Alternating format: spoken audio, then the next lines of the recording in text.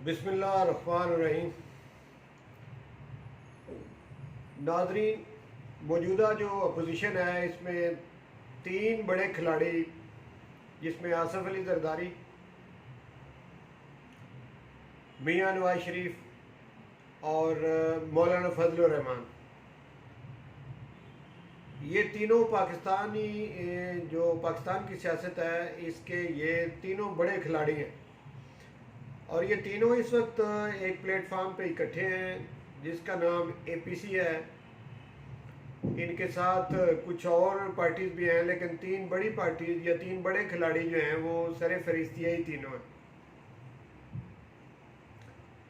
ये तीनों मिलके जहाँ पे इमरान खान की हुकूमत को गिराना चाहते हैं, वहाँ ये तीनों आपस में भी अंदर से किसी एक प्लेटफार्म पे इकट्ठे नहीं हैं। बज़ाहिर ये एक प्लेटफार्म पे हैं, लेकिन अंदर से ये एक प्लेटफार्म पे नहीं है। ये एक दूसरे के मुखलिस नहीं है, एक दूसरे पर इनका इत्मीनाद नहीं है, और ये आपस में भी उसी तरीके से सियासत कर रहे हैं जिस तरीके से ये इमरान खान की हुकूमत को गिराने के लिए अपनी सियासी जो ताकत है उसको इस्तेमाल कर रहे हैं।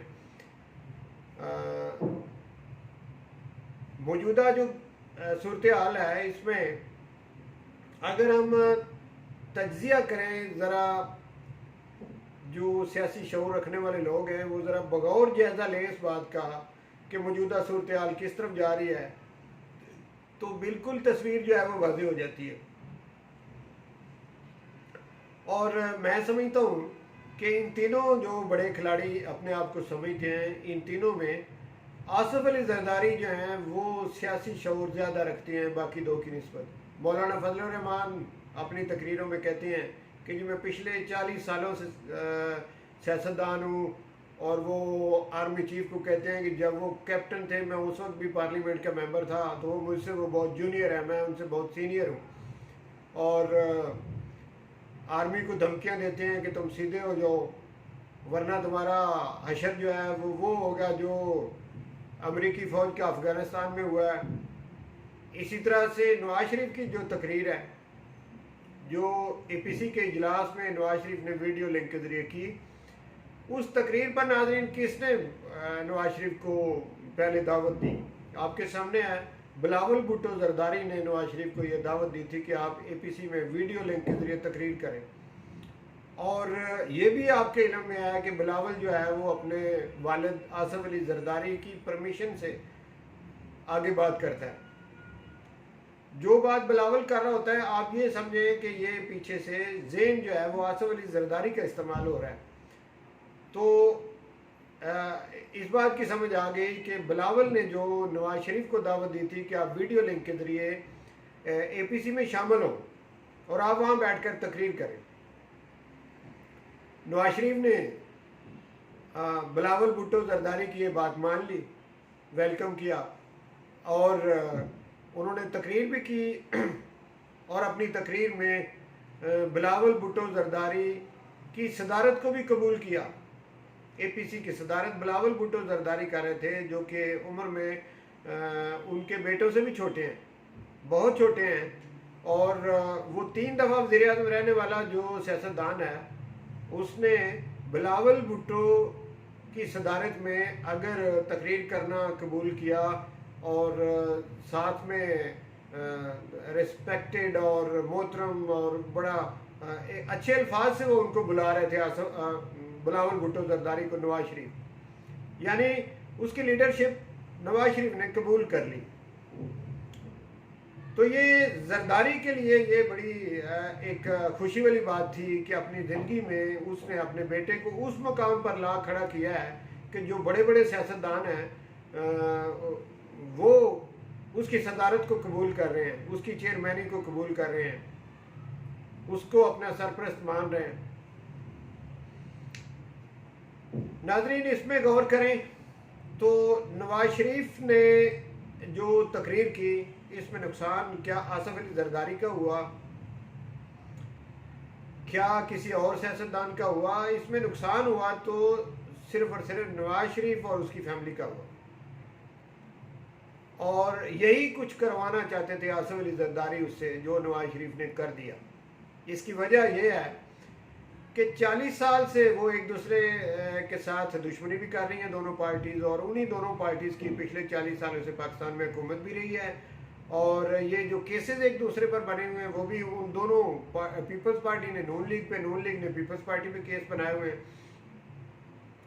और पूरी आवाम को जब ये याद है कि जब इस तरफ से नून लीग की तरफ से ये कहा जाता था कि तुम्हारा पेट फाड़ कर पैसे निकाले जाएंगे, तुम्हें आसिफ अली जरदारी को कहा जा रहा था कि तुम्हें लाड़काना की सड़कों पर हम घसीटेंगे, और नवाज शरीफ उधर कह रहे थे कि जो तुम्हारे बैंक अकाउंट है बैरून ममालिक, उनमें जो पाकिस्तानियों का पैसा तुमने लूट के रखा हुआ है वो हम वापस लाएंगे।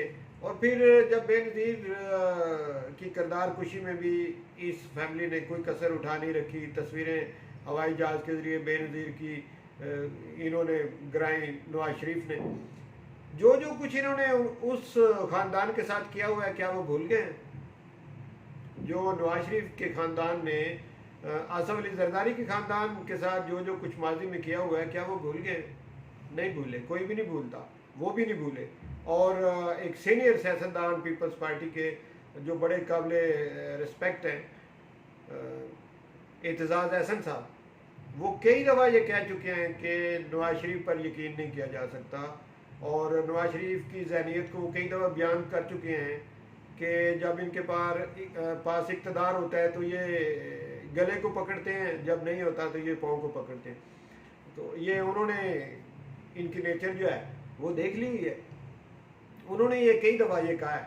इधर से नून लीग की तरफ से ख्वाजा असद जो है नून लीग के सीनियर रहनुमा हैं, उन्होंने अभी दो दिन पहले मंसूर अली खान के प्रोग्राम में भी ये कहा है कि आसिफ अली जरदारी पर ना मैं माजी में यकीन रखता था और ना मेरा अब उस पर यकीन है।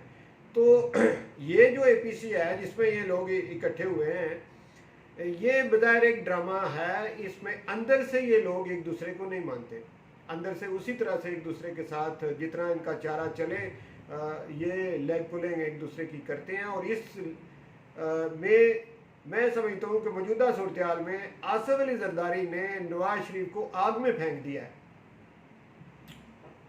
लेकिन नाज़रीन, जब से ये APC हुई है और इस APC के बाद आसिफ अली जरदारी की तरफ से कोई किसी किस्म का कोई बयान नहीं आया, और बिलावल भुट्टो जरदारी चले गए दुबई में और वो भी खामोश हैं। तो किसी किस्म का ना नवाज शरीफ के हक में बयान आया कि जी उन्होंने बड़ी अच्छी तकरीर की। जब आसिफ अली जरदारी से ये पूछा गया नवाज शरीफ की तकरीर के बारे में, तो उन्होंने माशाल्लाह इंशाल्लाह इसी किस्म के अल्फाज बोले। उन्होंने कोई इस पे आगे कोई होता है कोई अपनी तरफ से कहा कि जी बड़ा अच्छा किया है और बिल्कुल ठीक उन्होंने कहा, ये कुछ नहीं कहा उन्होंने। और आप अगर गौर करें तो आसिफ अली जरदारी ने हमारी जो इस्टेब्लिशमेंट है, या आप सीधे लफ्ज़ों में जिसकी के आम बंदे की समझ आ जाए, जो हमारी पाक फौज है, उस पर एक दफ़ा ये कहा था कि मैं तुम्हारी ईंट से ईंट बजा दूंगा। और ये उसकी आसिफ अली जरदारी की ज़िंदगी का सबसे जो कोई सख्त लफ्ज़ हो सकता है फ़ौज के बारे में, ये वही है। अब ईंट से ईंट बजाना जो है उसको जब कंपेयर करते हैं नवाज शरीफ की तकरीर से, या फिर मौलाना फजलुर रहमान ने जो कुछ फ़ौज के ख़िलाफ़ बोला है उसके साथ जब कंपेयर करते हैं, तो वो तो बहुत छोटा सा लफ्ज़ रह जाता है। और वो भी वो कहने के बाद वो बाहर चले गया, फिर उन्होंने एक्सक्यूज़ भी किया उसको। लेकिन आसिफ अली जरदारी ने इनको किस स्टेज पे लाके खड़ा कर दिया है। नवाज शरीफ की सियासत को उन्होंने तबाह बर्बाद कर दिया है, उनके लिए कोई रास्ता नहीं छोड़ा। और नवाज शरीफ जरदारी जो है, अब मेरा नहीं ख्याल कि जिस तरीके से वो टकरा गया अपनी फ़ौज के ख़िलाफ़ और अपने इदारों के ख़िलाफ़, कि कोई उसकी दोबारा गुंजाइश पाकिस्तान की सियासत में बने। उसकी बेटी की जो वो बनाना चाहता था, जिस तरह आसिफ अली जरदारी अपने बेटे को मुस्तकबिल के लिए तैयार करना चाह रहा था, इसी तरह मियाँ नवाज शरीफ की यह ख्वाहिश थी कि वो मरियम नवाज़ को आगे लाएं। लेकिन मरियम नवाज़ की सियासत भी, जहाँ पे नवाज शरीफ की सियासत तबाह हो रही है, वहाँ पे मरियम नवाज़ की सियासत जो है वो भी बचती हुई दिखाई नहीं देती मौजूदा सूरत हाल में। क्योंकि मरियम नवाज़ और उसके जो चचा हैं मियाँ शहबाज शरीफ, उनकी आपस में जो चपकलेस चल रही थी, जिस पर के हमारे सीनियर जो एंकर पर्सन और तज्जिया नगार हैं, उन्होंने आज से कई माह पहले जो है ये बात जो है भांप ली थी, और वो कहते भी रहे हैं। शेख रशीद ने भी इसका कई दफ़ा जिक्र किया है कि नून से शीन निकलने वाली है। तो वो चीज़ें अब सामने आ गई कि जब शहबाज शरीफ की गिरफ्तारी हुई है, तो इसमें मरीम नवाज को किसी किस्म की कोई उसके चेहरे से नज़र आता हो या उसके किसी बयान से नज़र आता हो कि कोई दुख हुआ है, ऐसे ही जैसे वो इस तरह मुतमिन है जिस तरह के आसिफ अली जरदारी जो हैं वो नवाज शरीफ की तकरीर के बाद मुतमिन है, खुश दिखाई देते हैं, यानी उनका मकसद जो उनके दिल में था वो पूरा हो गया। इसी तरह मरीम नवाज का जो मकसद था कि वो अपने चचा को अलग करे और ख़ुद आगे आए, उसका भी ऐसे लगता है कि जैसे मकसद पूरा हो गया। और उसके चचा जो हैं वो गिरफ़्तार हुए, वो साइड पे करना चाहती थी, वो उन्होंने कर दिया। और जो मरीम नवाज का वो बयान था कि नवाज शरीफ और मरीम नवाज के बयानिए के साथ खड़ा होना हर किसी के बस का काम नहीं है। अब ये वाला जो बयान है कि नवाज शरीफ और मरीम नवाज के बयानिए के साथ खड़ा होना हर किसी के बस का रोग नहीं है, आप बगौर इस बयान को ही देख लें तो आपको सारी समझ आ जाएगी कि ये इनफरादी तौर पे है, ये पार्टी का बयान नहीं है। और ये इससे आप जमहूरियत का भी अंदाज़ा लगा रहे हैं कि ये जो जमहूरियत कहते रहते हैं, जमहूरियत इस तरह होती है कि एक बंदे का जो बयानिया हो सारे लोग उसी के पीछे चलें, ये जमहूरियत तो नहीं होती। वो नवाज शरीफ का बयानिया और मरीम नवाज का जो बयानिया वो कहती है उसके साथ खड़ा होना हर किसी के बस का रोग नहीं है। असल में वो अपने चचा को सुना रही थी कि जो उसके चचा हैं वो इस बयानिए से के साथ मुतफिक नहीं है, कि हम लोग कहते हैं कि जी आप आर्मी के साथ लैग स्लैग ना रखो, ना मुलाकात किया करो, तो जो मेरे चचा हैं शहबाज शरीफ वो मिलते रहते हैं, यानी वो मसालियत की जो सियासत करते हैं वो हमारा बयानिया नहीं है। तो इस तरह करके उन्होंने कहा कि जो नून लीग का असल बयानिया है वो बयानिया जो नवाज शरीफ का बयानिया या मेरा बयानिया यानी शहबाज शरीफ वाला बयानिया, तो इससे उन्होंने उसको अलग कर दिया।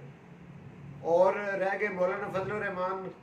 मौलाना फजल रहमान ने जब पहले मैदान सजाया तो उससे फ़ायदा नवाज शरीफ ने उठा लिया कि वो बाहर जाने में कामयाब हो गए, और अगर अब उन्होंने APC बुलाई है तो इससे उसी नवाज शरीफ का जो है नुकसान हुआ और फ़ायदा उठा लिया पीपल्स पार्टी ने।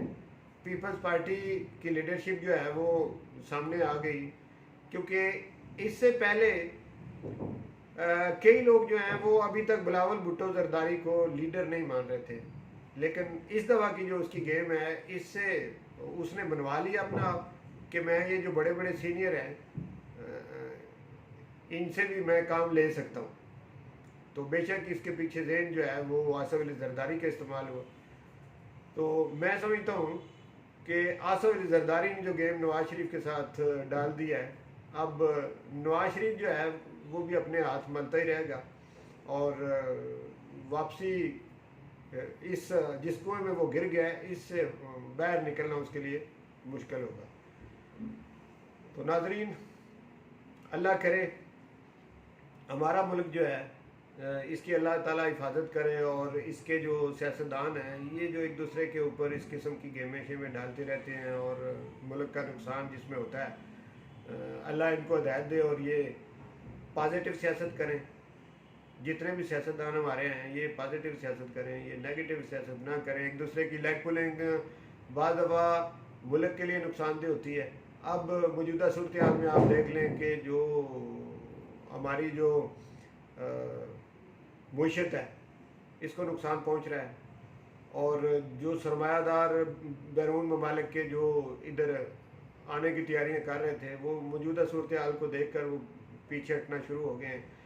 और इसी किस्म के हालात जो हैं ये जो सियासतदान अपनी ज़ात की खातिर करते हैं, यानी ज़ाती मफादात के लिए जो मुल्क के हालात ख़राब करते हैं, वक्ती तौर पे अगर उन्हें कामयाबी हो भी जाती है किसी किस्म की, तो लेकिन आखिर में उनका हाल बुरा ही होगा, और आखिर में वही सियासतदान इस मैदान में खड़ा रहेगा और वही हीरो बनेगा जिसकी सोच अच्छी होगी, जो दयानतदार होगा, जो सच्चा होगा, और जो लूट मार करने वाला ज़हन नहीं रखता होगा, जो 22 करोड़ आवाम का खैर खा होगा, आखिर में उसी की जीत होगी। तो अल्लाह करे इस मुल्क में कानून और इंसाफ जो है उसकी हुक्मरानी हो, और अच्छे और नेक नीयत हुक्मरान जो हैं वो इसकी बागडोर संभालें। तो बहुत शुक्रिया नाजरीन वीडियो सुनने का।